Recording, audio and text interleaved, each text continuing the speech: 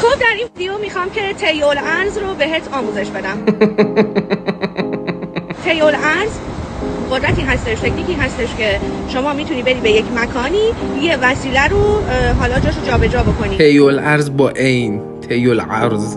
یا مثلا بری اونجا یه کاری که حالا نیاز هست تغییرش بدی، جابجاش بکنی. این کاری که شما میگید صبح میشه نون بربری خرید یا فقط میشه شاته رو باش جابجا کرد؟ یا یادت رفته مثلا حتی گاز خونت رو خاموش بکنی، تو با طی الارض میتونی این کار انجام بدی. کسی که خودش داره آموزش طی الارض میده خودش هم دارای طی الارض دیگه. دلم برای شوهرت سوخت.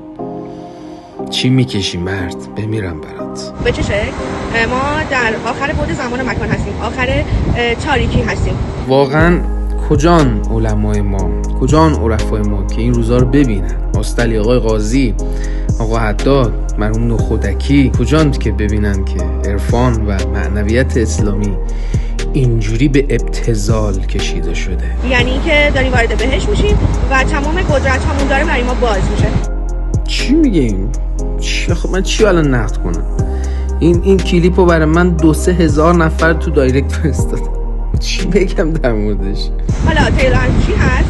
چه شکلی باید انجامش بدی؟ اوج کلیپ همینجاست. آماده باشی، میخواد بهمون یاد بده که چگونه با طی الارض گاز خونمون رو خاموش کنیم. مثلا تو خونه دوستتی، برو خونه خودتون، برو تو کشوت مثلا یه لباسی رو بردار بذار تو کشو پایینی، بعد برو خونه ببین که لباس جابجا شده یا نه. واقعا نمیفهمم، من کلیپو متوجه نمیشم که نقد کنم.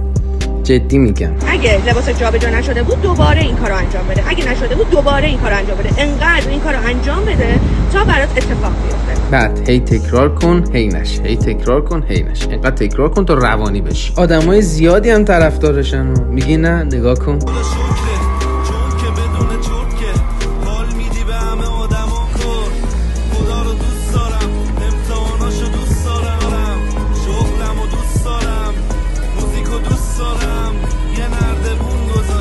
ما قانون خاصی برای برخورد با این افراد نداریم، میدونیم.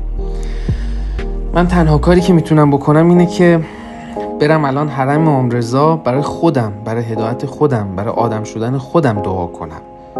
شاید مشکل از منه، واقعا شاید مشکل از منه که طی الارض رو نمیفهمم. شاید